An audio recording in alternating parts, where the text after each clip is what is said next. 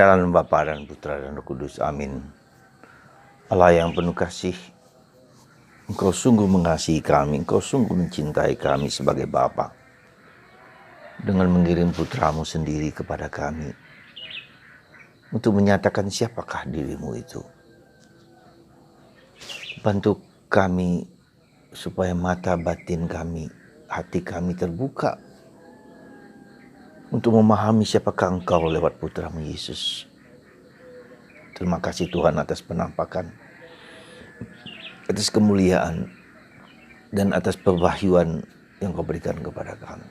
Terpujilah nama-Mu kini dan sepanjang segala masa. Amin. Para saudaraku terkasih, hari ini gereja merayakan hari penampakan Tuhan. Ya, yang dulu disebut dengan Epifani. Sekarang Tuhan menampakkan diri kepada kita manusia. Maka secara nampak atau jelas kita merayakan penampakan Tuhan itu dalam apa? Kehadiran 3 orang majus, kehadiran 3 orang sarjana dari timur yang melalui tanda-tanda bintang, mereka dibimbing dari timur tengah, untuk datang ke tempat Yesus dilahirkan. Dan mereka sungguh-sungguh dibimbing oleh bintang itu.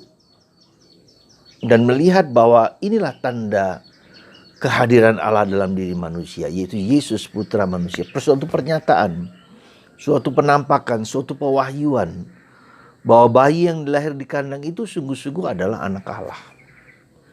Maka mereka membawa emas, dupa, dan wangi-wangian sebagai tanda keilahian Yesus, kemanusiaan Yesus, dan kebangkitan Yesus.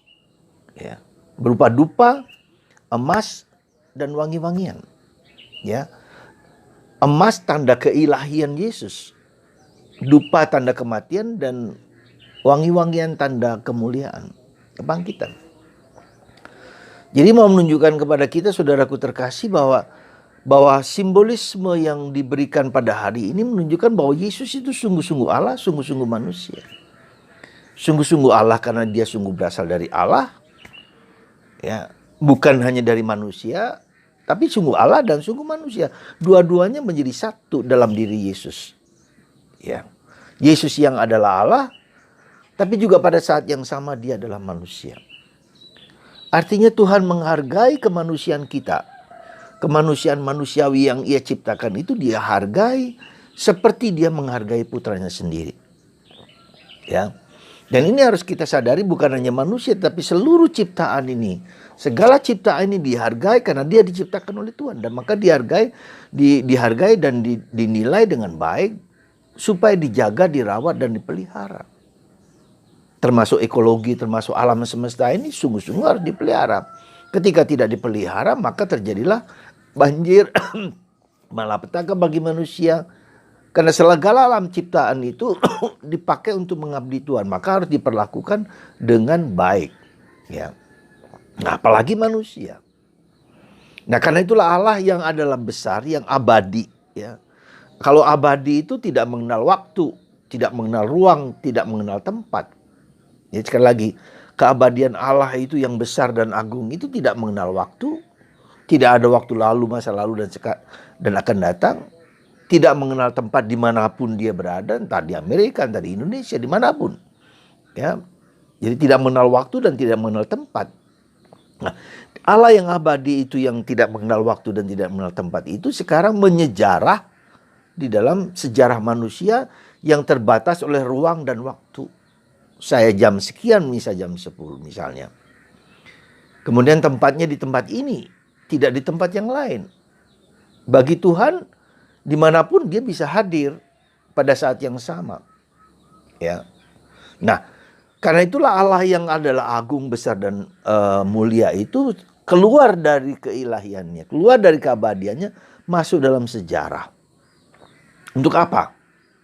Masuk dalam sejarah untuk menyelamatkan, menebus, membebaskan kita.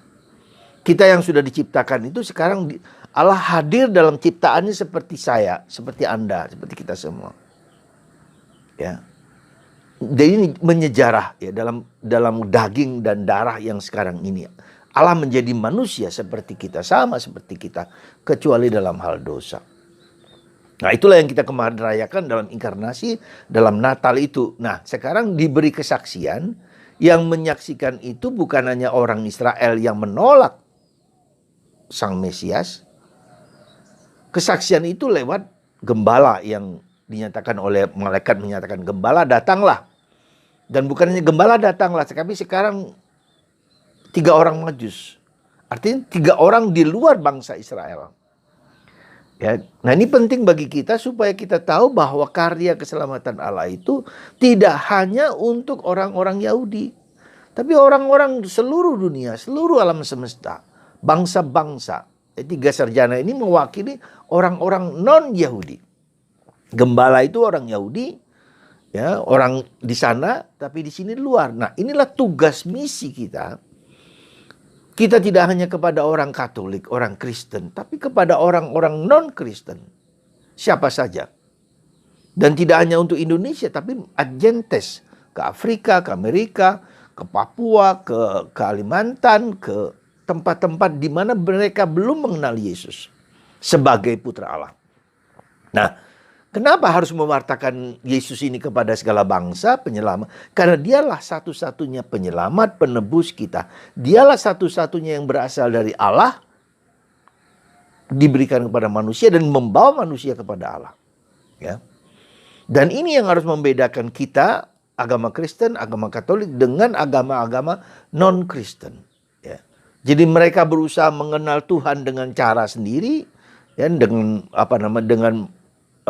metode mereka sendiri dari bawah, dan Kristen itu dari pewahyuan, ya, dari atas, dari Allah, dari turun ke bawah supaya membawa manusia kepada Allah. Sedangkan ini adalah dengan segala kegelapan, dengan segala dosa, dengan segala kelemahan-kelemahannya, mereka mencoba merekonstruksi Tuhan itu seperti apa. Ya, kalau kita mau katakanlah dalam perspektif ini, ya, maaf ya, kalau dalam perspektif ini kita bisa melihat agama-agama non-Kristen, ya, entah Hindu, entah Buddha, entah Konghucu, bahkan mungkin dalam tanda petik saudara kita di sebelah ini, ya. Karena mereka mengklaim, bagaimana mengklaim mereka tahu bahwa sang pendiri mereka itu sungguh-sungguh mendapatkan dari Allah. Kan kita nggak punya tahu, nggak ada data-data. Bagaimana kalau Yesus jelas, ya, lewat malaikat, lewat saksian Bunda Maria, kesaksian orang kudus, dan selalu peristiwa Paskah, peristiwa Natal itu jelas sekali, ya. Dan sampai sekarang, ya, Tuhan tetap hidup, tetap hadir meskipun dia mati, bangkit, dan terus sampai sekarang kita rayakan. Ini kontinuitas karya keselamatan Tuhan yang diberikan Tuhan kepada gereja. Gerejalah yang mewartakan, mengembalikan dan menjelaskan siapa sebetulnya Yesus itu dan siapa sebetulnya Allah itu. Karena Yesus menyatakan diri jelas-jelas kepada para rasul, ya. Dan para rasul itulah kemudian mewartakan apa yang diwartakan oleh Yesus, diteruskan kepada pemimpin Petrus, para rasul di bawah Petrus. Petrus itulah kepada para paus dan sampai sekarang. Maka gereja Katolik menjadi representasi dari kehendak Allah untuk mewartakan Kristus. Dan mewartakan siapakah Kristus itu adalah Allah, ya. Siapakah Kristus itu yang mewartakan Allah yang sesungguhnya itu seperti apa. Semua agama mencoba untuk merekonstruksi, menjelaskan siapa Allah. Tapi mereka berasal dari bawah. Sedangkan Yesus berasal dari Bapa yang diturunkan kepada kita. Jadi siapa Allah itu jelas-jelas bagi kita jelas-jelas. Siapa Allah itu? Yesus mengatakan, Allah adalah Bapa. Penuh kasih, penuh cinta, penuh kerahiman, penuh belas kasihan. Ya, dan ia tak ingin satu orang manusia pun hilang. Nah, karena itulah saudaraku, pewahyuan penampakan Tuhan yang demikian ini menjadi suatu anugerah yang tak terhingga bagi kita manusia. Maka kita bersyukur memuliakan Tuhan, kita punya Allah yang demikian. Tetapi bukan hanya punya Allah yang demikian secara objektif, tapi kita secara subjektif dipanggil untuk menjadi serupa dengan Allah, kembali kepada Allah. Dan itulah tugas kita.